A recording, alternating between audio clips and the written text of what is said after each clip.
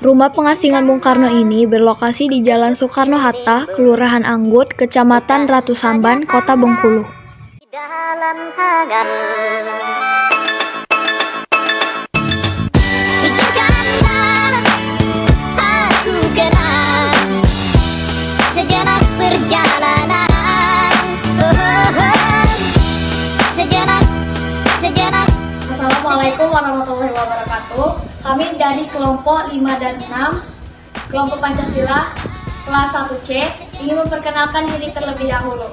Perkenalkan, nama saya Muhammad Philip Lenjanji. Perkenalkan, nama saya Yuda Desa Putra. Perkenalkan, nama saya Anissa Misintang Totifah. Perkenalkan, nama saya Selvi Hasana. Perkenalkan, nama saya Yoga Ramadan. Perkenalkan, nama saya Fadli Alfiansyah. Pada hari ini kami akan mengunjungi rumah pengasingan sang proklamator, yaitu Soekarno.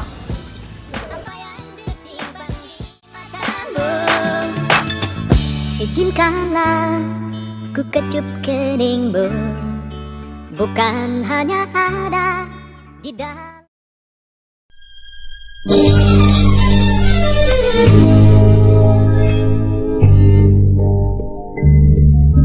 Laguku ini ingin ku persembahkan pada paduka yang agung serta mulia.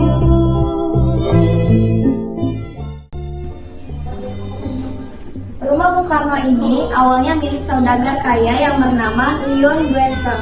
Kemudian disewa oleh pengasingan Bung Karno oleh Belanda.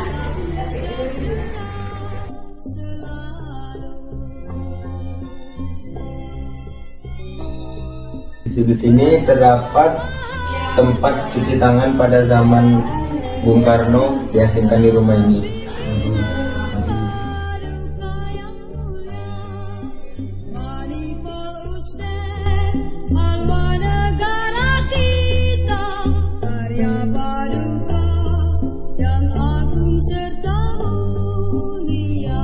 Baik sekalian, ini adalah buku koleksi milik Bung Karno yang telah dibaca Bung Karno dan jumlahnya sekitar 300-an.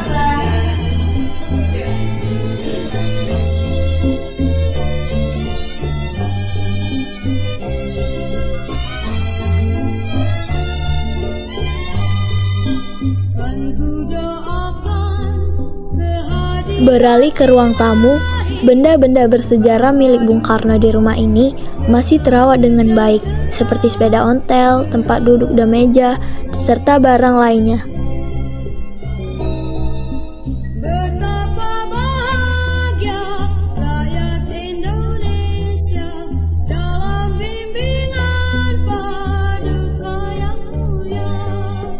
Manipul Uste, haluan negara kita, karya paduka yang agung serta mulia.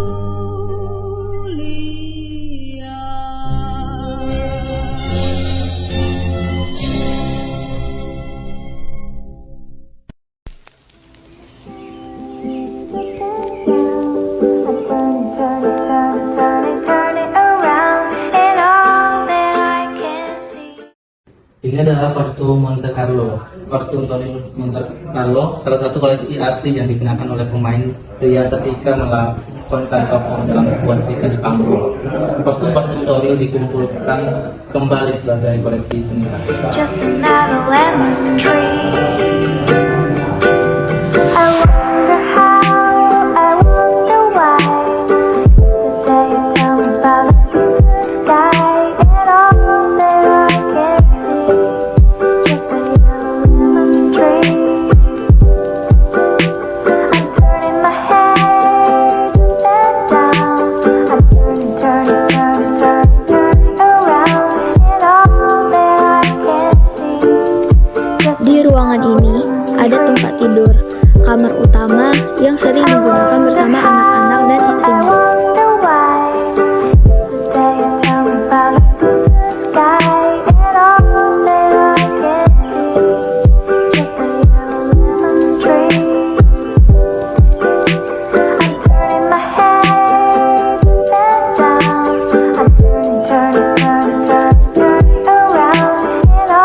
that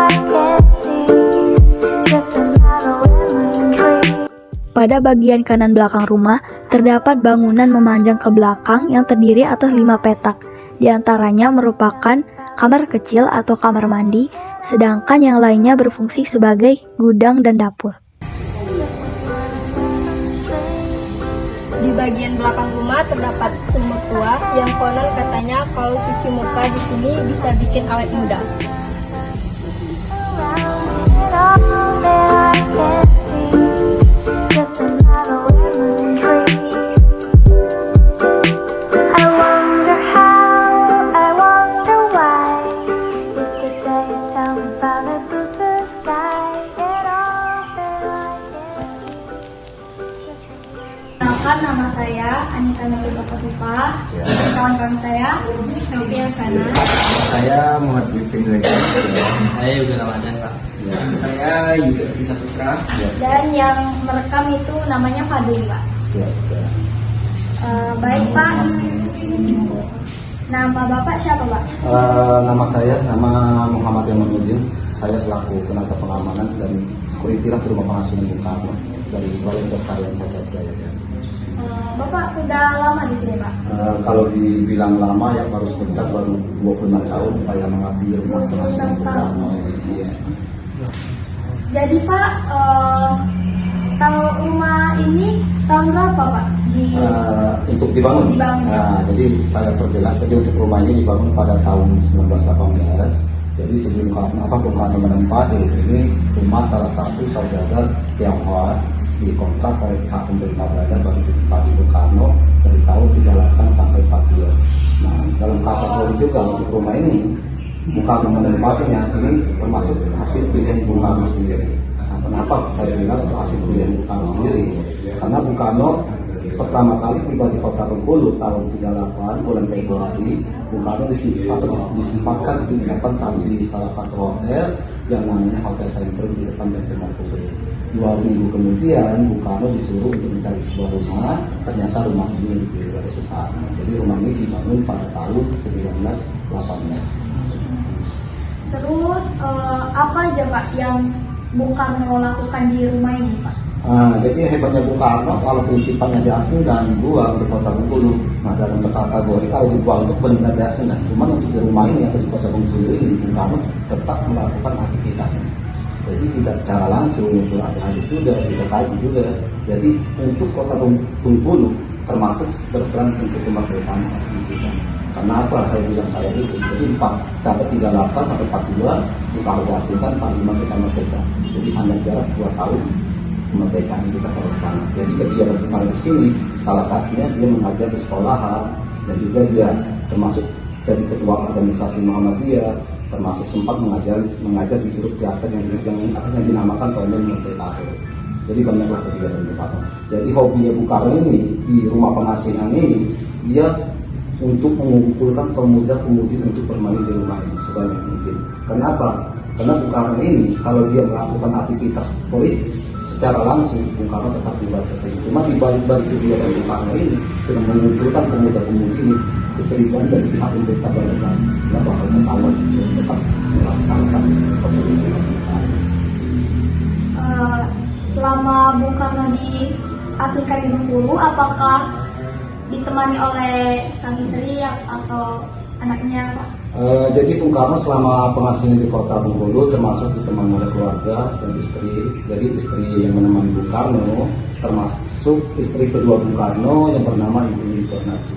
Jadi ayah istri Bung Karno yang pertama itu yang bernama Ibu Siti Otari, anaknya Kos Peperanjoto, beserta anak angkatnya yang bernama Rani Adwani dan Soekarti yang menemani Bung Karno di sini. Jadi termasuk kenalnya sama Pemuati ini termasuk di rumah ini karena Bung Karno punya anak angkat yang bernama Rani Adwani, jadi mereka berteman. Jadi secara ini Pemuatinya termasuk menghabiskan waktu di rumah. Dan akhir dari Bung Karno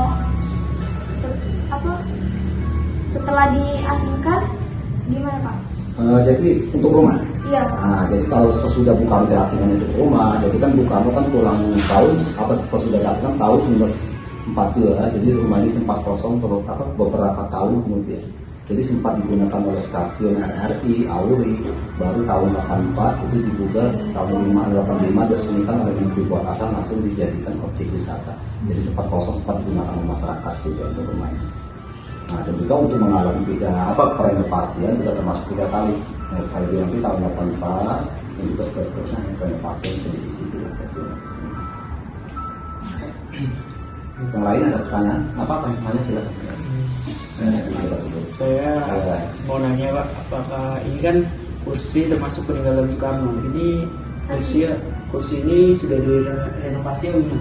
Jadi untuk kursi ini kursi yang pernah digunakan oleh Bung Karno selama pengasingan. Dalam kategori dia perenovasian, hanya penggantian cat aja, warna aja. Jadi lebih terangkan catnya, dia lebih mengkilatkan lagi. Karena kan barang lama itu kan kebanyakan kan termasuk sudah pudar kan. Nah ini di kursi ini ya, perlu diketahui ini atau di rumah ini. Jadi Bung Karno itu ditunjuk sebagai ketua organisasi Muhammadiyah. Jadi tidak secara langsung untuk di rumah ini, Bung Karno pernah mengadakan Kongres Muhammadiyah se-Sumatera yang pernah dihadiri oleh Pak Buya Hamka dari Padang. Nah kalau kita kaji untuk menghubungi seseorang pada saat Bung Karno diasingkan termasuk susah. Jadi kenapa Bung Karno cepat bisa mengundang Pak Buya Hamka ke rumah pengasingan Bung Karno? Nah itulah hebatnya Bung Karno.